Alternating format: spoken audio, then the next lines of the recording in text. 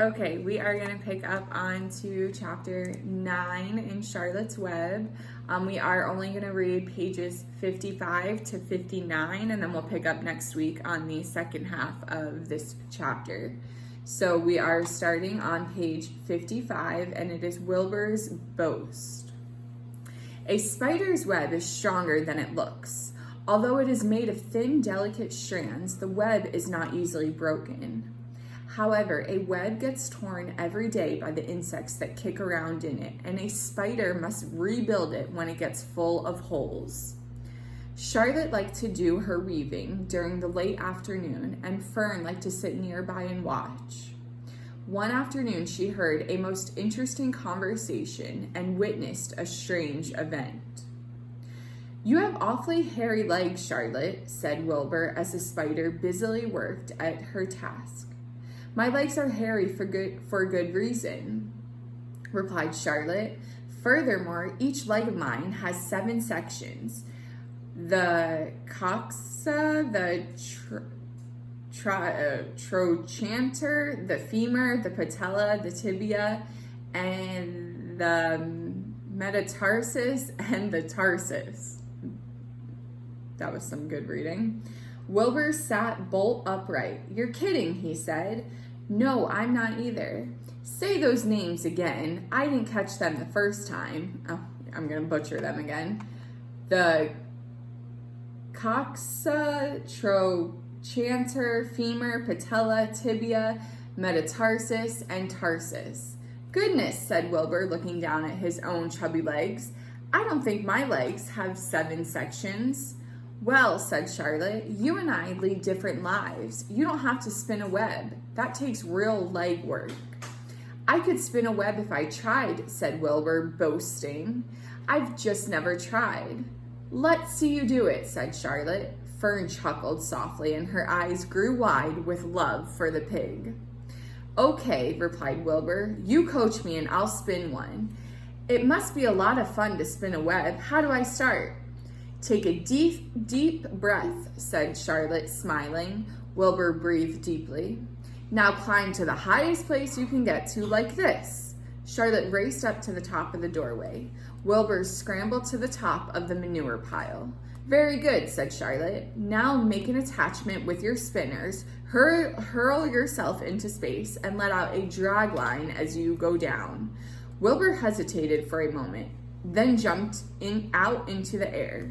He glanced hastily behind him to see if a piece of rope was following him to check his fall, but nothing seemed to be happening in his rear. And the next thing he knew, he landed with a thump. "Oomph," he grunted. We're at the top of page 57. Charlotte laughed so hard her web began to sway. "What did I do wrong?" asked the pig when he recovered from his bump. "Nothing," said Charlotte. "It was a nice try." "I think I'll try again," said Wilbur cheerfully. "I believe what I need is a little piece of string to hold me."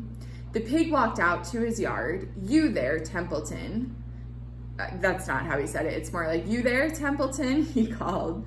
The rat poked his head out from under the trough. "Got a little piece of string I could borrow?" asked Wilbur. "I need it to spin a web." "Yes, indeed," replied Templeton, who saved string. "No trouble at all. Anything to oblige." He crept down into his hole, pushed the goose out of his way, and returned with an old piece of dirty white string.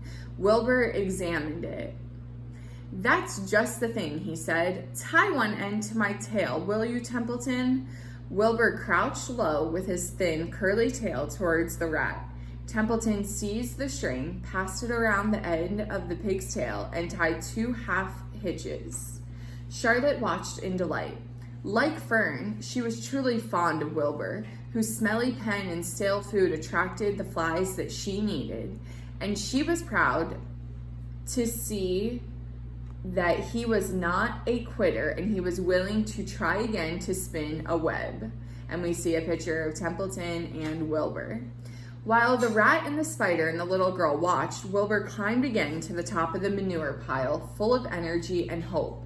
"Everybody watch," he cried, and summoning all his strength, he threw himself into the air head first. The string trailed behind him, but as he had neglected to fasten the other end to anything, it didn't really do any good, and Wilbur landed with a thud, crushed and hurt. Tears came to his eyes. Templeton grinned. Charlotte just sat quietly. After a bit, she spoke. "You can't spin a web, Wilbur, and I advise you to put that idea out of your mind. You lack two things needed for spinning a web." "What are they?" said Wilbur sadly.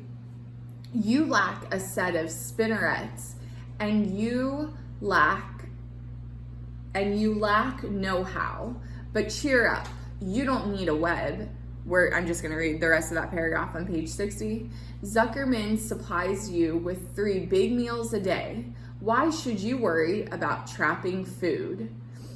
And you can see that picture the page before of Wilbur trying to spin a web.